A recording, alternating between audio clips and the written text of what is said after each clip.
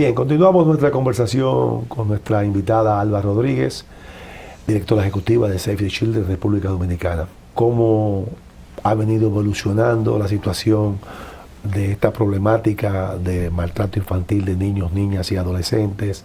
¿Cómo ha impactado la pandemia en ese sentido? ¿Qué políticas se han tomado? Y cuáles, de una forma u otra, entendemos y queremos que en esta parte hablemos sobre eso. Debemos, de manera puntual o prioritaria para Save the Children, en la agenda de Save the Children, si le preguntáramos a Alba Rodríguez, en la agenda de Save the Children, ¿cuáles serían los 3 o 4 o 5 puntos en orden de importancia, pero con un cronograma de acción que ustedes entienden que debe llevarse a cabo por parte combinada del sector público, gubernamental y lógicamente el sector privado en sentido general? Cuando decimos privado no quiero que se entienda que es el sector empresarial solamente, sino organizaciones clubísticas, iglesias, centros, todo lo que compone lo que no es sector público. ¿Qué tú nos puedes decir sobre eso? Bueno, si tuviéramos que seleccionar 3 prioridades para los próximos 12 meses... Si son más de 3, podemos decir 3, pero vamos a empezar por esas 3. Hay 3 que realmente son críticas para los próximos 12 meses, iniciando con los próximos 12 meses. En materia educativa, creemos que es importante. Nosotros arrastrábamos una brecha desde hace muchos años y que además el Ministerio de Educación en el 2018 lo puso de manifiesto con la lectura, la comprensión lectora y las matemáticas en los niveles básicos, de primero a cuarto de básica. Entonces es fundamental, después de estos 18 años y medio de educación a distancia, que en esos grados, y a ser posible también en los grados iniciales, que se fortalezca y se haga un énfasis absoluto en desarrollar esas habilidades lectoras y comprensivas y las matemáticas emergentes de ese periodo. Sin esos 2 elementos no va a haber forma de que ningún niño o niña pueda tener un aprendizaje real. Eso ha provocado que, por ejemplo, el 60% de los jóvenes que abandonaron el bachiller hayan señalado que lo hicieron precisamente por problemas con la lectura y con las matemáticas. 2 cosas que son claves, ya no solamente para el aprendizaje, sino para tu propio desenvolvimiento en la vida. Un 62%, para ser de manera específica, leímos que fue el estudio que se hizo reciente de las limitaciones en materia de comprensión y de matemática de los estudiantes. Exactamente. Entonces, si no se prioriza de ahora para siempre esa formación, en ese aprendizaje de lectura matemáticas, vamos a estar siempre en la misma, dando vueltas en la misma rueda. Sin hablar, obviamente, que hay que, el Ministerio ya lo ha manifestado además, ver qué tipo de aprendizaje han tenido que durante este tiempo los niños y niñas para hacer todos los esfuerzos de nivelación que sean necesarios, ¿no? Pero sin olvidar que lectura y matemáticas de primera a cuarta básica tienen que ser la prioridad del Ministerio, desde nuestra perspectiva, obviamente. O sea, con esto te quiere decir, Alba, que sería interesante que entendamos que en la actualidad, si tenemos que sacrificar los clásicos pensum de educación inicial, de cargar con muchas cosas y enfocarnos en un 80-20, un 80 en esas 2 áreas y el otro 20 en las otras que no sean importantes, en esta etapa crucial a corto plazo. Es más o menos algo así. Desde nuestra perspectiva, sí, porque ¿de qué te sirve tener un pensum con otro tipo de asignaturas o de elementos si yo si no sé te entra leer, nada, si no puedes tener la capacidad de que te entre nada? Mira, para ponerte un caso reciente, nosotros estamos trabajando en Batelles, en San Pedro de Macorís, con un programa de lectoescritura, y en uno de los Batelles siempre hacemos una línea de base para ver cuáles son los conocimientos de los niños y niñas.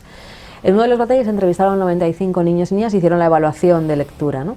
Solo una niña logró llegar a leer el texto. Son una serie de pruebas que van desde las vocales, las letras, palabras mal escritas. Bueno, una de 95 llegó al texto, a la lectura del texto. Entonces, eso te está diciendo que no hay otra forma de avanzar con el aprendizaje que con niños y niñas que puedan... Que no puedan leer. Exactamente. O captar la lectura, ni leer siquiera. Entonces hay otras cosas que yo creo que sí que podemos sacrificar, porque si no, no vamos a poder... Sobre todo, ellos y ellas no van a poder avanzar ni romper el círculo de pobreza en el que viven. Entonces estamos también sacrificándolos todo el tiempo en favor de algo que ni siquiera sabemos lo que es, ¿no? Porque ¿por qué no hacerlo? Así es. La otra prioridad para nosotros sería la lucha contra la violencia, sin duda, la violencia contra la niñez. Y ahí efectivamente el problema es mucho más complejo, tiene más manifestaciones, porque podemos hablar de violencia física en el hogar o de violencia psicológica y verbal. Podemos hablar de trata de personas para explotación sexual comercial, de matrimonio y uniones tempranas, de explotación sexual comercial, de abuso sexual. O sea, tenemos un montón de trabajo infantil, que es una manifestación de violencia. Tenemos un montón de manifestaciones de violencia que para nosotros sería la otra prioridad. No podemos cerrar la deuda que tenemos con la niñez si no pueden vivir en una cultura de paz y en un espacio de protección para su sano desarrollo y sin tener que ser víctimas de todo ese tipo de situaciones. Y por último, la salud. Y la salud en este caso de los menores de 5 años. La mortalidad infantil en el país tiene una tasa... Y yo diría que la salud ahí, tú le agregas, dentro de la salud se incluye como parte de la salud la alimentación. Por supuesto. O sea... Por supuesto, la nutrición es clave. La nutrición. Es clave y más de 0 a 3 años, que es cuando se desarrolla. Entonces, la salud infantil en menores de 5 años para nosotros es prioritario también. Desde el seguimiento de la mujer embarazada. En nuestra programación incluimos de 0 a 5, pero 0 es en el momento en el que la mujer está embarazada, acompañarla en todos los procesos, en todos los chequeos prenatales, en su propia nutrición también es clave en ese momento para el desarrollo del feto. Entonces, todo ese proceso hasta los 5 años también hay que, para nosotros sería una prioridad, porque el país tiene una tasa de mortalidad materna e infantil que no la merece tampoco. Entonces, las medidas correctivas que se puedan tomar y todos los programas y todos los aliados que se puedan reunir en torno a eso, porque el sector privado, por ejemplo, ha demostrado mucho interés en temas de salud, ¿no? Entonces, ¿por qué no derivar eso a la salud materna e infantil? Y avanzar en algo que en un contexto de desarrollo económico como el de República Dominicana no tiene sentido que exista. Alba, vamos a volver otra vez a lo que tiene que ver con el compromiso y la necesidad de la responsabilidad del sector privado, para quizás, sabemos ya que no es la responsabilidad directa del sector privado cargar con esta situación, porque eso es una política de Estado. Pero, ¿de qué manera Save the Children ha propuesto acciones al sector privado específicas? Mira, ustedes lleven a cabo este programa que va desde aquí hasta aquí. Ustedes han orientado, han llevado educación, han llevado charlas a las empresas, hay comunicación con ellas, para ustedes que son los que conocen cómo, porque ellos por más que quieran, lo que tienen que nutrirle a ellos cómo hacer las cosas en términos de la efectividad que se quiere lograr, son ustedes. Nosotros tenemos desde hace varios años, desde el 2018 para ser exactos, trabajando en Jaina y San Cristóbal, y en el caso de Jaina con el puerto, con todas las empresas que están en el puerto industrial de Jaina. Porque mencionaste 4 empresas, creo, sí. 4 o 5 mencionaste. Hay más, en el puerto estamos trabajando también con Marítima Dominicana, con HIT, con diversas empresas, y nuestro enfoque es precisamente ese. Nosotros tenemos un expertise... Ahí está Gustavo Tavares, un amigo, exactamente, muy amigo mío, y siempre ha sido interesado en ese tema. Por ejemplo, nosotros tenemos un expertise en prevención de trata de niños y niñas para explotación sexual. Llevamos esos conocimientos y esa transferencia de capacidades, lo llevamos a las empresas, a formar a sus empleados. Pueden ser todos los empleados que ellos seleccionen, pero para que se desarrollen esas habilidades al interno de la empresa, que se creen también códigos de conducta contra la trata, que las empresas puedan, hemos ido incluso a conocer a las autoridades para que ellos entiendan lo que una víctima de cualquier forma de violencia tiene que recorrer cuando va a poner una denuncia o quiere ser atendida en el sector público, ¿no? Entonces, hemos tenido muchos intercambios y los seguimos teniendo con las empresas. Hay otras empresas, como en el caso del consorcio azucarero con el KEI, que trabajamos en alianza. Trabajamos en un programa de lectoescritura y un programa de prevención de violencia contra la niñez.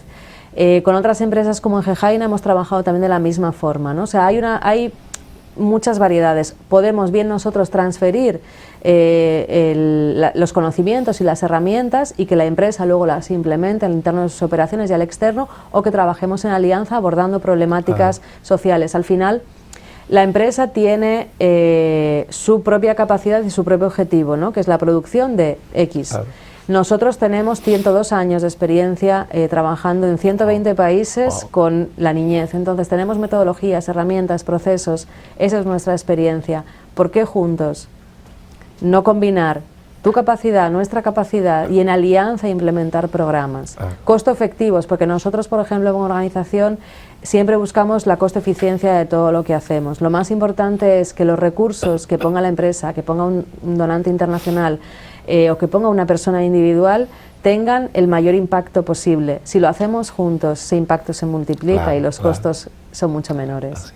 Y lógicamente, en el caso de esas empresas que por lo general tienen un personal amplio, el plan piloto ustedes lo llevan a cabo con la propia familia de los empleados y los propios empleados de la empresa. Eso se expande de manera horizontal en otras áreas a partir de ellos mismos. Totalmente, porque hay otras experiencias, es también dar, por ejemplo, formaciones en crianza positiva a los empleados de las empresas, porque también pues pueden ser personas que no tengan herramientas de crianza positiva. También lo hemos hecho, por ejemplo, en el caso de los hoteles y de otros sectores.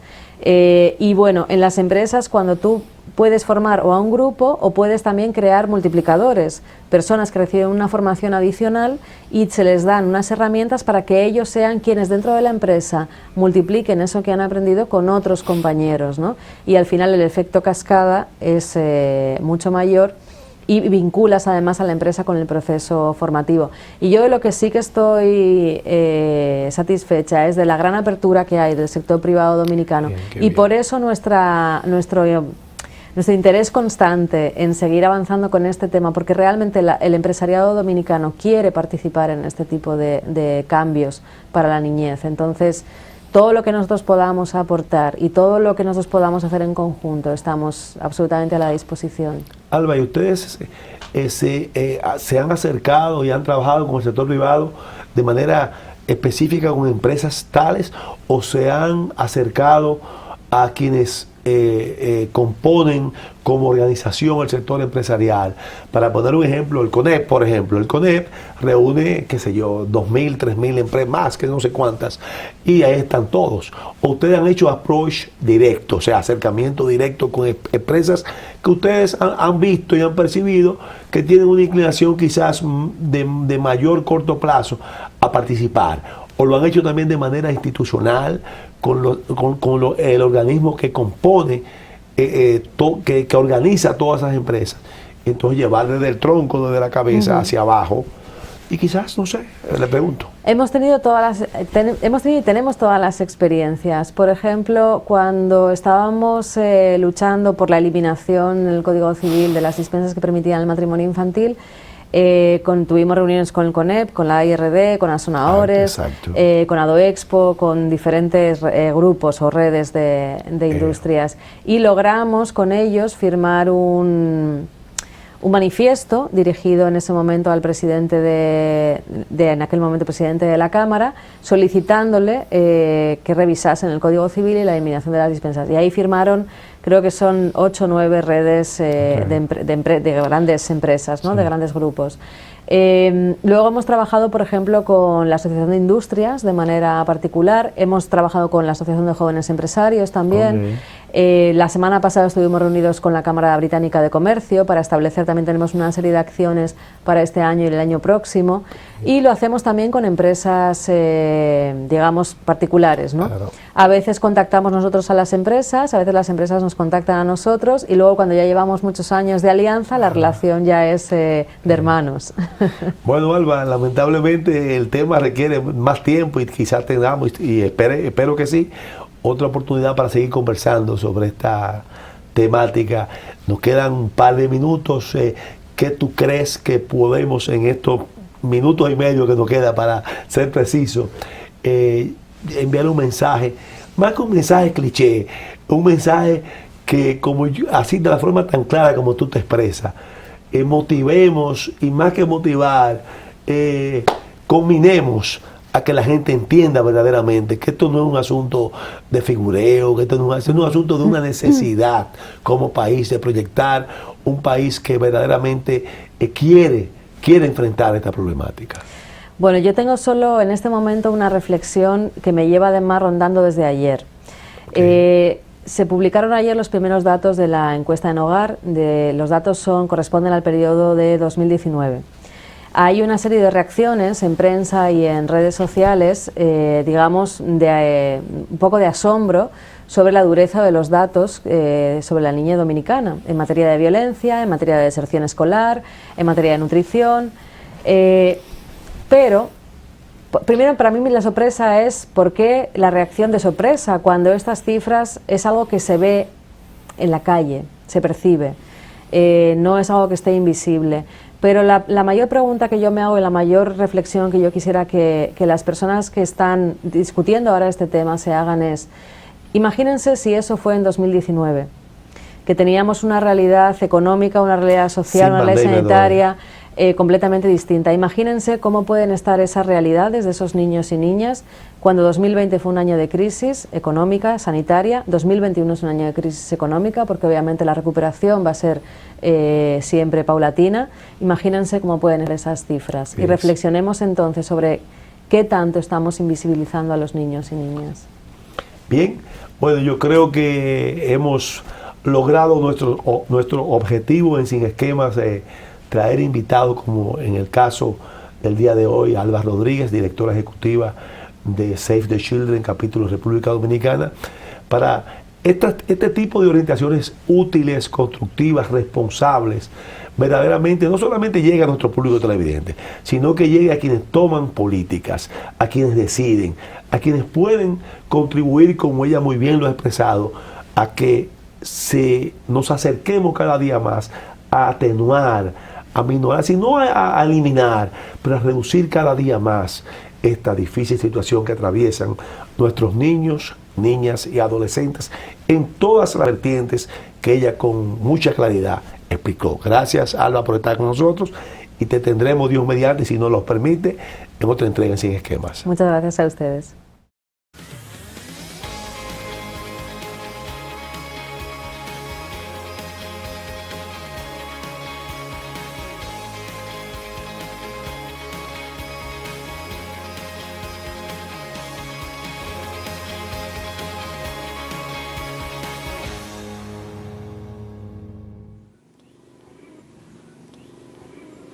Yo estudio en la escuela Carmen Vigilia Blandino. Cuando comenzó la pandemia, yo empecé a estudiar por línea. Cuando yo no puedo enviar mi tarea, yo me siento un poco mal, porque hay muchas veces que yo quiero que me corrijan y no me pueden corregir porque el internet no está bueno o las clases no se envían. Y algunas veces piensan que yo no la he enviado y sí le he enviado, lo que pasa es que no llegan. Nunca he querido ni tampoco quiero dejar de estudiar. Cuando yo sea grande, yo quiero ser directora para enseñar también, no solamente para decirle a las profesoras que hagan esto, no, yo quiero también enseñar. Me gusta estudiar porque es lo que me hace feliz.